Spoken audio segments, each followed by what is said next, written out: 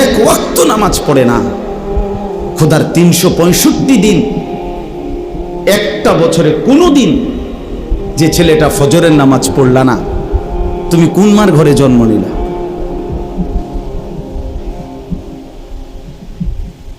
তুমি কোন বাপের ঘরে জন্ম নিলা? তোমার মায়ের 2 বছরের দুধের হক কি আদায়? মুসলমানের বাচ্চা এত বড় গাদ্দার হয় কেমনে বেটা? এত বড় নাফরমান, এত বড় হাইওয়ান, এত বড় চতুষ্পদ জানোয়ার মুসলমানের ঘরে হয় কেমনে বেটা? কেমনে হয় বেটা? এই জন্য মনে রাখো বেটা, যে কপালে সেজদা নাই সে কোনো মানুষ না। যে সেজদা দেয় না সে মানুষ নয়, মানুষ নয়, জানোয়ার। সে জানোয়ার, হাইওয়ান। এটা চতুষ্পদ জন্তু, এটা জানোয়ার, এটা মানুষ না। যে কপাল সেজদা দেয় না। কেন আসলি বেটা তুই পৃথিবীতে বেটা? শুধু ভাত, শুধু খানা, শুধু পেশাব পায়খানা, শুধু লজ্জাস্থানের চাহিদা, শুধু শাহওয়াত, শুধু জিনা, শুধু ব্যভিচার, শুধু নারী, শুধু উলঙ্গ ছবি। আরে এটা তো কুত্তা বিলার স্বভাব ছাড়া আর কিচ্ছু হইতে পারে না বেটা। এত জন্তু জানোয়ারের স্বভাব হইতে পারে বেটা। মানুষের ঘরে মুসলমান, অথচ সে তার আল্লাহকে সেজদা করে না। তো কি মানুষ হইলি বেটা? কি পড়ালেখা শিখলি যুবক? এই ছেলে কি পড়লি বেটা? কার জমিনে বড় হইলি? কার আসমানের নিচে রইলি? কি রে বেটা? আমরা চেহারা চিনি না? এখানে দাঁড় করাই এখন বেনামাজি। চেহারা দেখলেই তো চিনা যায়। বেনামাজির চেহারার মধ্যে তো কোনো দয়া মায়া থাকে না। বেনামাজির চেহারা তো নির্লজ্জ, বেহায়া, বেশরম, পাষাণ, দয়া মায়াহীন, এমন মনে। এজন্য বন্ধু, নিজেকে আরেকবার ভেবে দেখো। তুমি মায়ের সন্তান, তুমি বাবার সন্তান, তুমি মুসলমানের সন্তান। এই কালেমা বড় দামি কালেমা।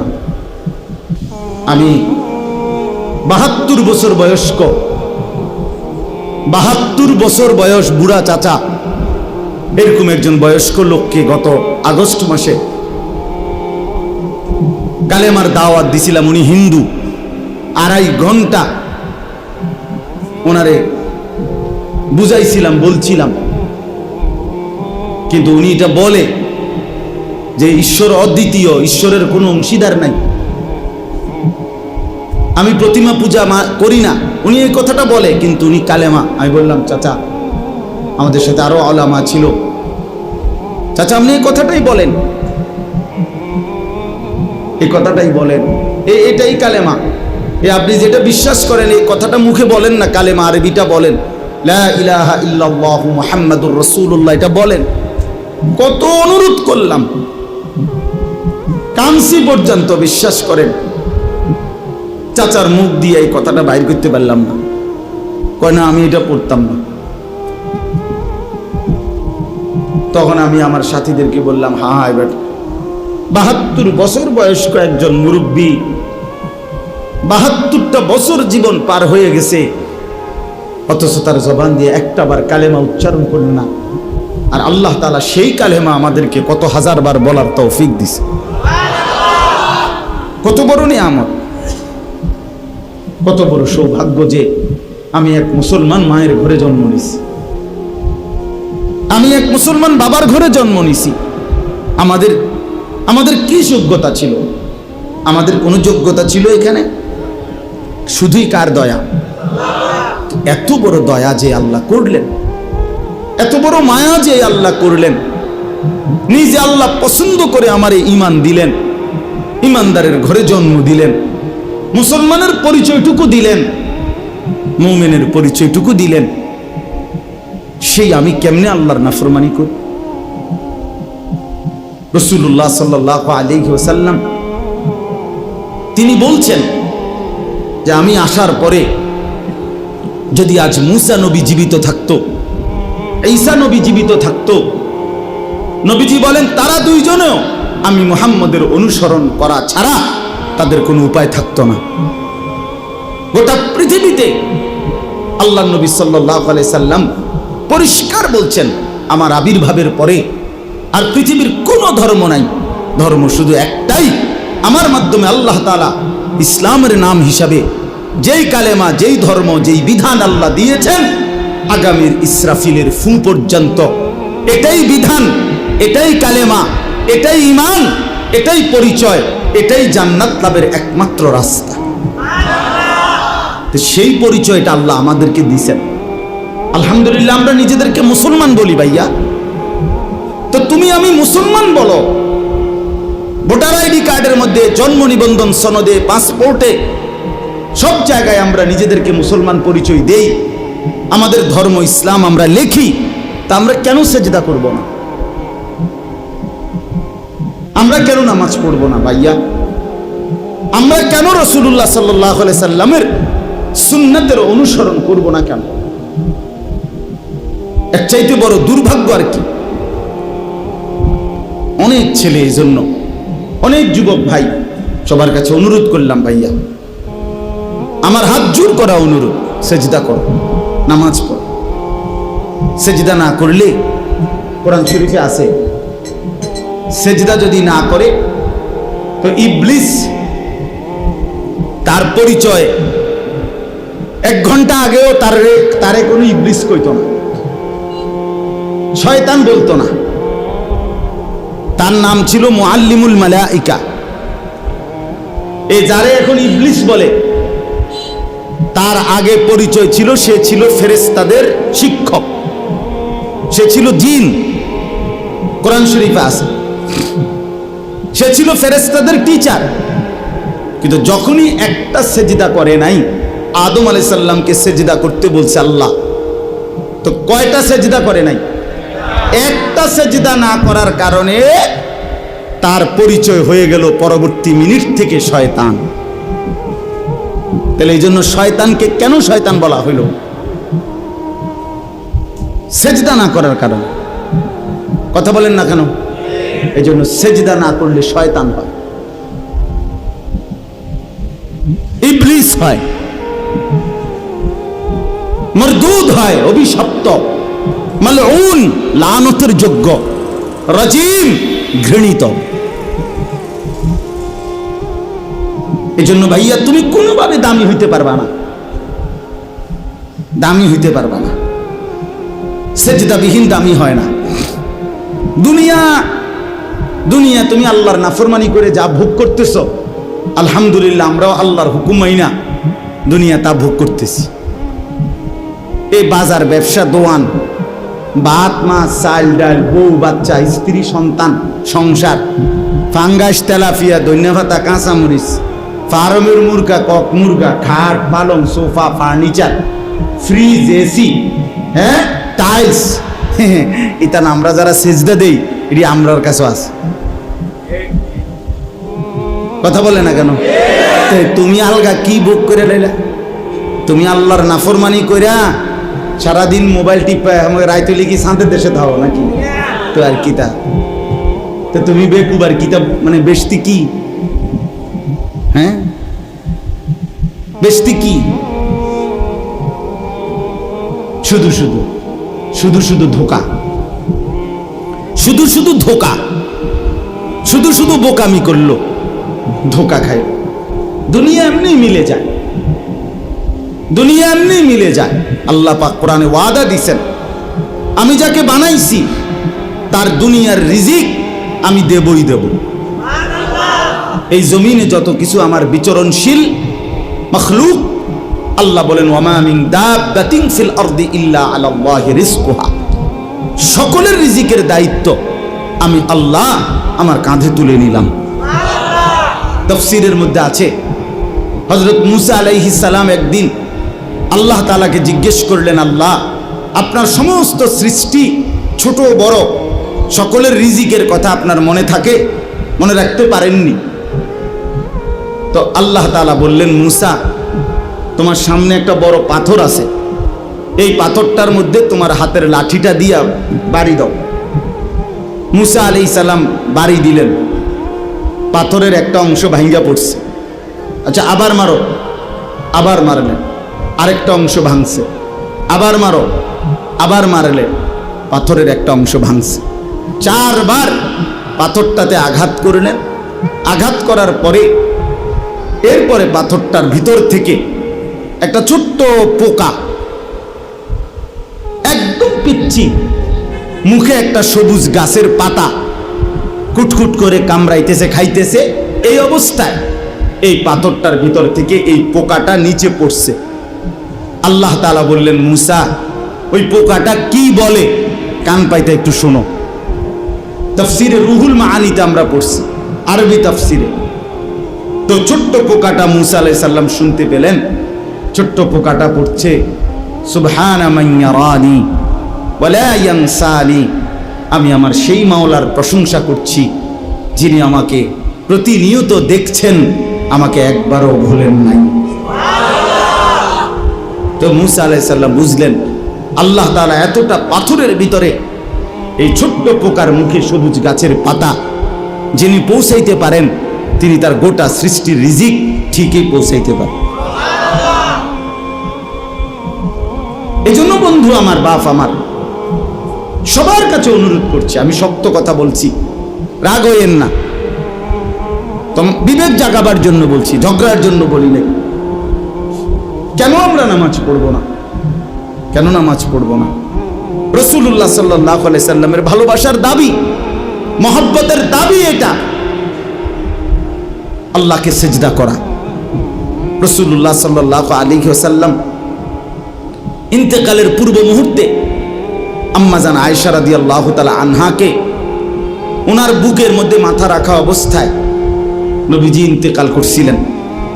এই ইন্তেকালের পূর্ব মুহূর্তে হযরত জিবরাইল এবং আজরাইল দুইজন ফেরেশতাকে সামনে রেখে আল্লাহ নবী সাল্লাল্লাহু আলাইহি ওয়াসাল্লাম আম্মাজান আয়েশাকে বলছিলেন, আয়েশা আমি চলে যাচ্ছি আমার মালিকের কাছে, যাওয়ার আগে তোমার মাধ্যমে আমার উম্মতের জন্য আখিরি নসিহত, আমার উম্মতের জন্য আমার শেষ কথা, আসসালাত আসসালাত আসসালাত।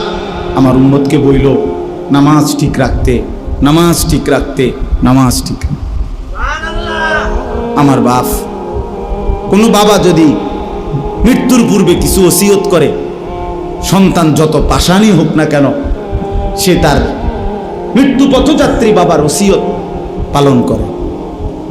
তা আমাদের নবী সাল্লাল্লাহু আলাইহি ওয়াসাল্লামের আখিরি নসিহত ছিল নামাজ, উম্মতের নামাজ। তো সেই নামাজ যদি আমরা আন্তরিকতার সাথে পালন না করি, তো আমাদের নবীর সাথে আমাদের সম্পর্ক কই? রাসূলুল্লাহ সাল্লাল্লাহু আলাইহি সাল্লাম কোরআনের মধ্যে আছে, সূরা নিসার মধ্যে আল্লাহ তাআলা বলছে, বন্ধু আপনাকে সামনে রেখে আপনার উম্মতের আমলনামা খোলা হবে। তো নবীজি সাল্লাল্লাহু আলাইহি সাল্লামের সামনে যখন আমলনামা উম্মতের খুলবে, তা আল্লাহ নবী সাল্লাল্লাহু আলাইহি সাল্লাম যখন দেখবে আমলনামায় পৃষ্ঠার পর পৃষ্ঠা, পৃষ্ঠার পর পৃষ্ঠা, এক ওয়াক্ত নামাজ নাই, ফজরের নামাজ নাই, 10 বছর, 5 বছর, 3 বছর, রাসূলুল্লাহ সাল্লাল্লাহু আলাইহি সাল্লাম বলবেন, হায় উম্মত, আমি শেষবারের মতো বলে গেছিলাম, আমার শেষ ওসিয়তটা ছিল নামাজ। তুই উম্মত আমার শেষ কথাটাও, আমার মৃত্যু পথযাত্রার সময় কথাটাও পালন করলি না। এই কি আমলনামা নিয়ে আসলি? আমি কেমনে আমার আল্লাহর কাছে সুপারিশ করব? নবী সাল্লাল্লাহু আলাইহি সাল্লামের সুপারিশ এটা মামুর বাড়ি না। হাউজে কাউসারের পানি সস্তা দরের কোনো পানি না, যা আপনি চাইবেন আর দিয়ে দিবে। না না বাপ, বিষয়টা এমন না। আপনি ভালো আলেম থেকে জিজ্ঞাসা করে নিয়েন। সুপারিশ এটা আপনার মামুর বাড়ির আবদার না। কাকে সুপারিশ করবেন তা আল্লাহর পক্ষ থেকে নির্ধারিত করা আছে। কাকে হাউজে কাউসারের পানি পান করাবেন তাও আল্লাহ তাআলার পক্ষ থেকে নির্ধারিত করা আছে, নির্ধারিত করা আছে। এই জন্য এটাকে একবার ছোট্টখাট্ট খামখেয়ালি মনে করলে হইতো না। এই জন্য আপনি এই আমল নামা কেমনে দেখাইবেন? যুবক ভাই, তুমি তোমার এই নওজোয়ান কালের এই আমল নামাটা কেমনে দেখাইবা যে একটা সেজদাও নাই, ফজর জোহর আসর মাগরিব এশা নাই? এমন হইল কেন? এই জন্য আমরা যারা রাসূলুল্লাহ সাল্লাল্লাহু আলাইহি সাল্লামকে ভালোবাসি, আমাদের দায়িত্ব এটা 5 ওয়াক্ত নামাজ পড়া। কি পড়া বলেন? এটা পড়তেই হবে, পড়তেই হবে, এটা পড়তেই হবে। কোরআন এবং সুন্নাহর মধ্যে অসংখ্য প্রমাণ আছে যেখান থেকে আল্লাহ এবং তার রাসূল নামাজের গুরুত্ব বারবার বারবার বলেছেন। আল্লাহ আমাদেরকে বুঝার তৌফিক দান করেন। আমাদের নবী সাল্লাল্লাহু আলাইহি সাল্লাম সারা আলমের জন্য নবী, সারা কায়নাতের নবী। তা এত বড় শ্রেষ্ঠতম নবী পেয়ে আমরা যদি তাকে মূল্যায়ন না করি, তার কথা পালন না করি, তা এর চাইতে উত্তম আর কে হবে? এর চাইতে উত্তম আর কে আসবে আমাদেরকে বুঝাবার জন্য? নবীজির চাইতে উত্তম আর কে আসবে? কেউ আসবে না। সর্বশ্রেষ্ঠ ব্যক্তি, সর্বশ্রেষ্ঠ ব্যক্তি আল্লাহ তাআলা আমাদের জন্য দান করেছেন। কোরআনুল কারীমের মধ্যে আছে, আল্লাহ তাআলা বলেন, লাকাদ মান্নাল্লাহু আলাল মুমিনিনা ইয বাআসা ফীহিম রাসূলাম মিন আনফুসিহিম। আল্লাহ তাআলা বলেন যে হে মুমিনগণ, আমি আল্লাহ তোমাদের উপরে সবচেয়ে বড় যে দয়া করেছি সেটা হলো আমার রাসূল তোমাদের জন্য পাঠিয়ে দিয়েছি। এই পৃথিবীর সব কিছু আমার নিয়ামত, কিন্তু এগুলো আমি সবাইকে দিছি, কিন্তু আখিরি বন্ধু, আমার আখিরি বন্ধু, আমার শ্রেষ্ঠতম রাসূল, আমার কলিজার টুকরা আমি তোমাদেরকে দিয়ে দিছি, তোমাদের জন্য পাঠাইছি। আল্লাহ তার খাজানার সবচেয়ে বড় সম্পদ আল্লাহ তাআলা দান করছেন আমাদেরকে, দান করছেন আমাদের। এই জন্য দয়া করে আমরা যেন কদর করি। এই আয়াতের তরজমা শুনেন। নবী সাল্লাল্লাহু আলাইহি সাল্লামকে আল্লাহ তাআলা বলেন, কুল, হে নবী আপনি বলুন, ইয়া আইয়ুহান নাস, হে সমস্ত মানুষ, সারা পৃথিবীর মানুষকে আল্লাহ তাআলা ডাক দিতে বলছে। হে নবী আপনি বলেন, হে লোক সকল, হে জগতের সমস্ত মানুষ, শোনো তোমরা, ইন্নী রাসূলুল্লাহি ইলাইকুম জামিআ, নিশ্চয় আমি আল্লাহর রাসূল, ইলাইকুম জামিআ, তোমাদের সকলের জন্য, সারা পৃথিবীর বিশ্ব মানবতার জন্য আমি হলাম আল্লাহর রাসূল। তো আল্লাহ তাআলা বলেন, আমার পরিচয়টা তুলে ধরেন নবী, আপনার পরিচয়ও তুলে ধরছেন যে আপনি সারা বিশ্ব মানবতার রাসূল। এবার আমার পরিচয়ও ধরেন যে এই কথাটা কে বলছে। আল্লাযী লাহু মুলকুস সামাওয়াতি ওয়াল আরদ, সাত আসমান এবং জমিনের মালিকানা যেই আল্লাহ, তিনি বলছেন যে আমি সারা পৃথিবীর মানুষের জন্য আমি আল্লাহর রাসূল। লা ইলাহা ইল্লা হুয়া ইউহয়ী ওয়া ইউমীতু, তিনি ওই আল্লাহ যিনি ছাড়া আর কোনো ইলাহা নাই, তিনি সকলকে জীবন দেন, তিনি সকলকে মৃত্যু দান করেন। জীবন মৃত্যু দানকারী, একত্ববাদের অধিকারী আর কোনো ইলাহা নাই যিনি ছাড়া। সেই মহান আল্লাহ রব্বুল আলামিন, গোটা কায়নাতের মালিকানা যার, তারই পক্ষ থেকে আমি তোমাদের সবার জন্য আল্লাহর রাসূল। অতএব আমাদের করণীয় কি? তো আল্লাহ তাআলা বলেন, হে নবী আপনি বলেন তোমাদের করণীয় কি? ফাআমিনু বিল্লাহি ওয়া রাসূলিহিন নাবিয়্যিল উম্মি আল্লাযী ইউমিনু বিল্লাহি ওয়া কালিমাতিহি। অতএব তোমরা সকলেই আল্লাহ এবং তার রাসূলের উপরে ঈমান আনো। আল্লাহ এবং তার রাসূলের উপরে কি আনো? ঈমান।